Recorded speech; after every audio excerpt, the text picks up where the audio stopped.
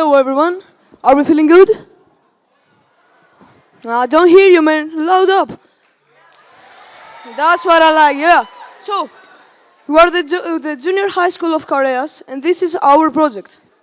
In this project, we are gonna deciphering the Prague Astronomical clock and oxymoron coexistence. This is the Prague Astronomical clock. The clock we are talking about is a medieval astronomical clock, and it is in the southern wall of the Old Town Hall in the Old Town Square. In 1410, it was constructed by the clockmaker Nicholas of Caden with the guidance and astronomic insight of young Swindle. Until 1781, the clock underwent significant renovations. In 1945, the clock was distracted after the bombing of the Old Town during the Second World War. In 1948, the clock starts to operate again after restoration work. In 2018, a more recent renovation of the clock took place when it was completely restored to its original form. So, let's talk about another thing now. What does the word STEAM means? S stands for science, T for technology, E for engineering, A for art, and M for mathematics. So this clock is a very approvable way to learn about science, technology, engineering, art, and mathematics. Our aim is to decode the function and the inner qualities and meanings of the monument with the use of tools of the STEAM approach. Now, let's talk about astronomy and maths. The Prague Astronomical clock shows three independent movements: the movement of the Sun during an average solar day, the average orbit of the Moon during a lunar month, the apparent orbit of the Sun around the Earth on the ecliptic. So, let's take a closer look at the clock.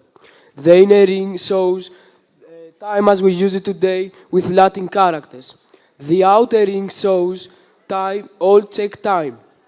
We can also see the movement of the Sun and the Moon, while in the center there is a flat illustration of Earth.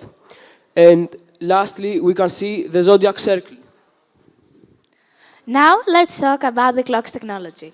As for its basic structure, the complex and extremely precise mechanism consists of three coaxial cogwheels of equal diameter, which respectively drive an equal number of rotating hands. In 2018, the electric mechanism of the 1948 clock was replaced by an authentic mechanism of 1860. Now, this slide is about the architectural aspect of the clock tower. The entire building, bearing the astronomical clock, overlooks the Gothic tower of the Old Town Hall. These are the characteristics of the Gothic style: great height, aiming to rise tower, pointed arches, sharp pinnacle of the crown of the tower, and lastly, elaborate sculptural decoration. Elements of the Gothic style appear throughout the building, as well as in the clock section, which ends at the top with an arch-like arch. So, as we can see, the clock works as a structural, architectural, mechanical, and decorative element of the building. And now let's change our title to Approach of Arts. As you can see in these images, we got statues with symbolism and moving statues of the 12 apostles.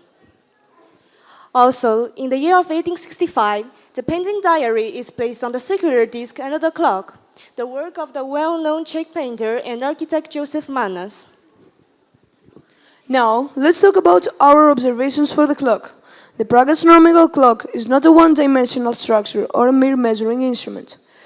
It follows a holistic approach to its construction as it combines detailed design, complex technological mechanism, precise operation, and high aesthetic artistic value. The clock highlights the timeless value of science, interdisciplinarity, and intersubjectivity, something which is obvious through scientific knowledge of the time, astronomy, practical role measuring time in different ways, and lastly, cultural and architectural and artistic value. Now, on the other hand, the zodiac appears. When we talk about zodiac, astrology comes to our mind. But what does astrology means? Astrology means belief in the supposed influence of heavenly bodies on man's life and to attempt to predict influence. But astrology is nothing but pseudoscience. There is a difference between science and pseudoscience. Science wants to explain what the world is through interpretation with methodologies in order to gain new knowledge. Now let's have a closer look at the scientific method and its steps. We have observation, question, hypothesis, experiment, analysis, and final conclusion. The scientific method is characterized by its refutability, its repetition, the importance of uncertainty, and also the value of admitting mistakes. Science versus pseudoscience.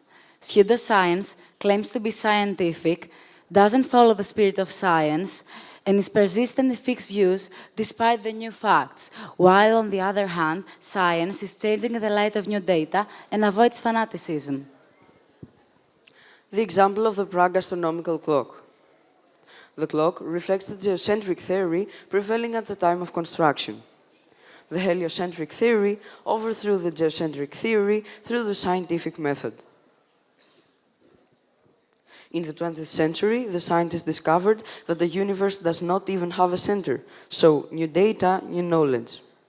In contrast, a successful astrological prediction is due to poor luck. It has absolutely no scientific basis.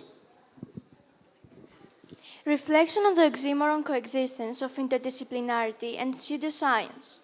Science, and more specifically interdisciplinarity, helps us perceive the world in its true dimension. They reveal to us its depth and significance. They enrich us with knowledge and enlightenment.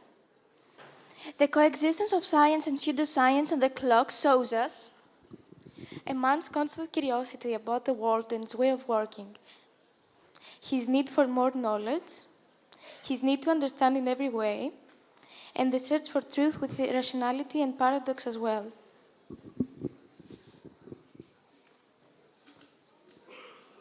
But only science ensures the elevation of truth, the rational way of thinking. It eliminates the need for practices and beliefs that limit a person's horizons.